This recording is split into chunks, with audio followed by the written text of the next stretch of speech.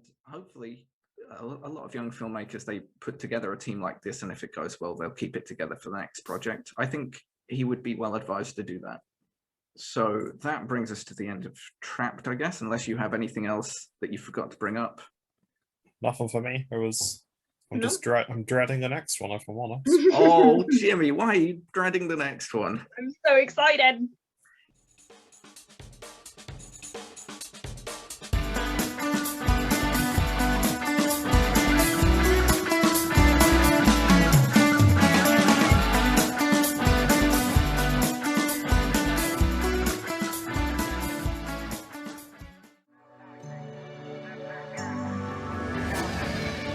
Okay, you narcissistic big dick freak. Let's see what all the fuss was about. Do I think Dan would be jealous? Who gives a fuck? He had his chance of something with a bit more depth. Now it's all just skin deep. If you can't beat them, join them, and other cliches. So now introducing Finding Me, it's Jimmy. I don't really know where to begin, if I'm honest. This I'll read the little blurb that Georgia sent us. After the demise of a very long relationship with another man, Dan finds it incredibly difficult and challenging to keep up with the demands and futility of gay dating apps, until one day when he stumbles across a man by freak chance. His attempts to find a like-minded man turn out to be his dream partner. Now, this blurb in no way encompasses the film that we watched. Like, I did double check to make sure she hadn't sent us the wrong link. I did double check to make sure that there wasn't some kind of drugs in my water supply.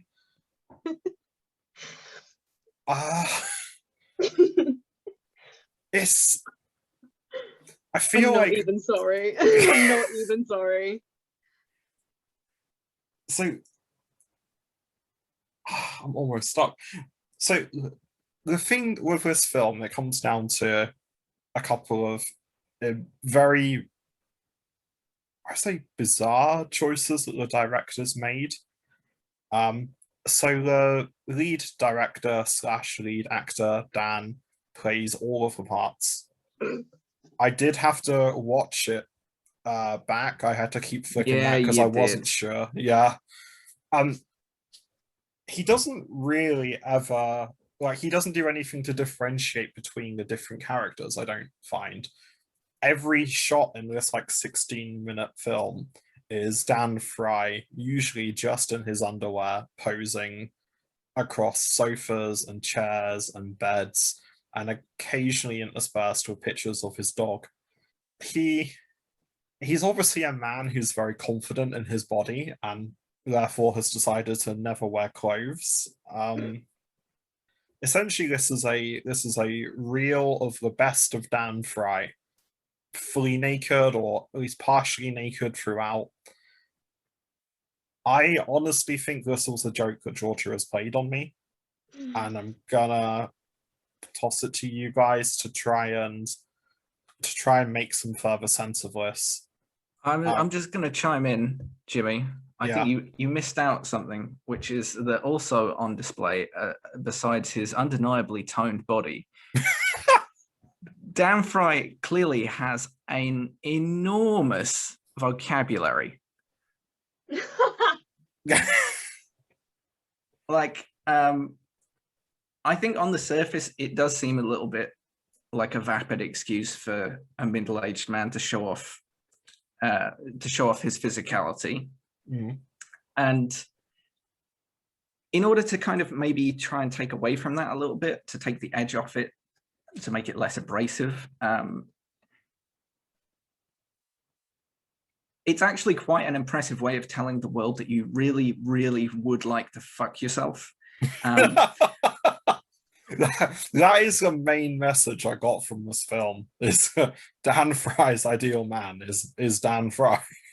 I got confused because in the blurb, obviously, it says, like, you know, it focuses on Dan, but then the Dan that Dan was playing as Dan was not the Dan that I expected to be following. And then I got confused by the other Dan. And then there was Irish Dan. and I couldn't keep up. It was a decent accent. I'll give him that. They were talking telepathically, Jack. Well, yeah, but you have an accent when you think in your own head, right? You sound like yourself when you think. I mean, I didn't come on this for an existential crisis, but here we are. I mean, he did. I think he had different colored pants on, didn't he, when he was different characters? I couldn't tell if that was like if he was wearing different colored pants to be different characters, or whether he was just filming at different times of the day or different days, perhaps, because there wasn't enough of a difference between all to kind of differentiate the different characters. If there was different character, I honestly couldn't even tell you how many characters there were supposed to be. Can we also talk about the fact that the middle part of this film is a 5-minute dance montage of just different clips of Dan in various states of undress?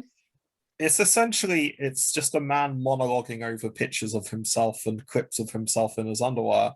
Well, yeah, but let's not beat about the bush. They are some fucking incredible, endless word salad monologues. Oh yeah, there's some great lines in this. It's like Damon Albarn wrote a gay spoken word poem. Like you can kind of sync it up to the 90s guitar riff and read it out, and it's like, you're a sad man. Just because you've recently split from a long relationship and suddenly discovered the shallow and fickle world of grinding, you now truly believe this is all there is to life. Big dicks and accumulating another notch on the post. You're dying inside. Slowly and surely I am witnessing the intelligence you once bestowed diminishing and transmogrifying into a filthy, murky puddle of libidinous lust. Like, I really, right. So I think, first of all, yeah, clearly Georgia is playing a joke on you. But secondly, I think, bravo, it's a great joke to play. Thank you. I think, to Dan Fry's credit, he doesn't necessarily take himself too seriously in this film. Like, I don't think you could put this out there and not think this is kind of a little bit silly. Oh yeah, definitely. So it has all the best movie maker effects. I don't know what you're talking about, Jack. So I think he's kind of in on it, but he's not in on it in a kind of suffocating way, like a Sharknado way, where there's something artificial about it. I think there's something kind of warm about it, you know, in that respect. He's either incredibly intelligent or he's a man on the edge. Or both. Yeah. Many serial killers are both. True. I mean, there's some. I fully agree. My favorite line was, "Okay, you narcissistic big-dicked freak," which I liked. Spit in my mouth. That was... Have you ever heard of TB? I mean, I do like the idea of sort of like having this kind of take and look at sort of dating apps, because I think it is definitely something that I'd like to see sort of discussed more. And I was going to sort of bring up, do you have a lot of experience with either Tinder or Grindr? I met my current boyfriend on Tinder, so. I mean, as a woman on dating apps, what was that like? Because, I mean, I met good old Mrs. Jimmy on Tinder, but I've also seen the messages that women get on those dating apps, and it's.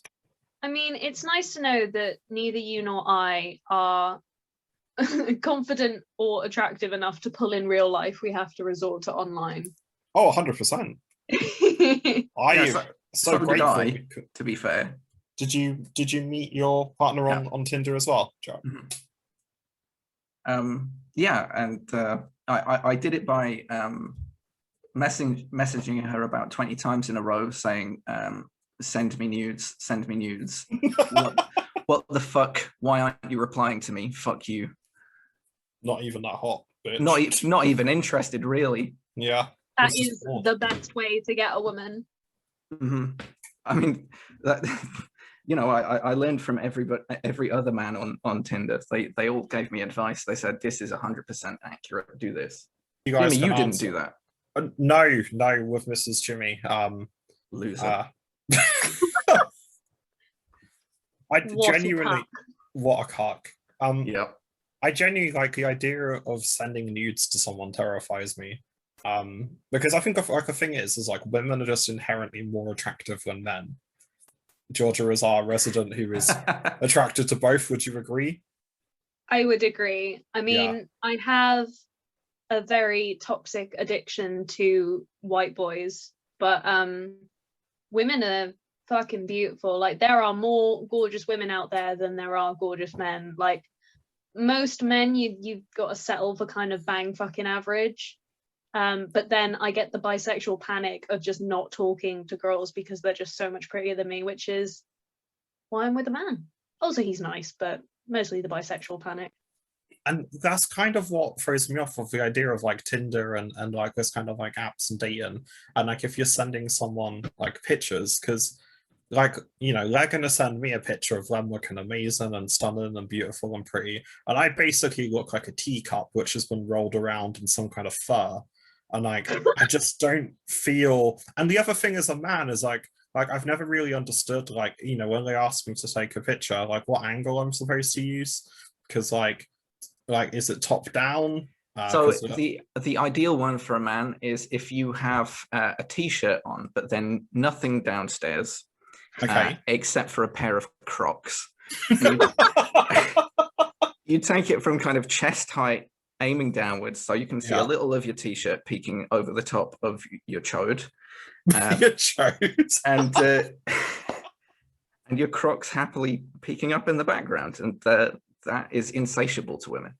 Well, Mrs. Jimmy will be happy because I've always done it from like a bottom-up approach of like I just put the camera on the floor and just kind of squat, if I'm honest. You got to get butthole in there as well. That's picture 2, to be fair. You've got to leave them wanting more. If they've seen everything instantly, well, what's the point in following up? So yeah, finally me was. Speaking of seeing lots of butthole. Speaking of choked. We don't know, to be fair. Do we, like, just a side note, do we feel as though Dan Fry was stuffing in any of these scenes, or do we feel it was I think Dan Fry is a narcissistic big dick freak, and he is ready to fuck himself. Okay, well, maybe the sequel is Dan Fry fucking himself. One night in Dan Fry. Answers on a postcard. If you know more, please get in touch. Dan Fry, if you're listening, please let us know more about what was going on here. I think just before the other two jump in, I would recommend this. And the stunned silence there says it all. I don't know. I think for a start, if you're learning English as a second language, for example, and you want to sort of get a handle on how fast English people talk sometimes when they've got like something pre-assembled in their head that they have to get off their chest, this is a good example that you should go to prepare yourself for the fucking psychosis-inducing hell that is English society. I think at the same time, like I said, he kind of seems like he's in on it. It is essentially a bit of silly fun with some kind of positive message about loving yourself. Like, if you can't love yourself, how the hell are you going to love somebody else? Right? Just because it's Pride Month and just because we're doing LGBT films does not mean you get to quote RuPaul at us. Well, are you not recommending this film then? I'm recommending it on the understanding that whoever I'm recommending it to is a real big fan of shrooms or acid. I mean, that's the only basis I would recommend 2001: A Space Odyssey, to be honest. So This is Yeah. at least as good as Stanley Kubrick. Oh my god. I do think there's something to perhaps watching this film on mute, but like while really, really high. Yeah. Because then it's just a semi-naked man dancing at you for the most part. Other than that, I'm not going to recommend this film purely because it. Bigots. He went one whole film without saying something homophobic. I don't know. I feel like it's more likely a result of me perhaps just missing the point. But I just feel like I don't get it.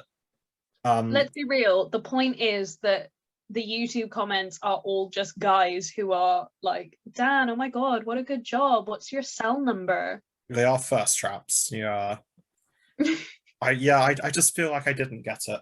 And maybe that's on me, but I honestly left this. It gave me a migraine. And it's a no, solid no. Okay, so you didn't find Dan Fry. The search continues. I did not find my Dan Fry in this one.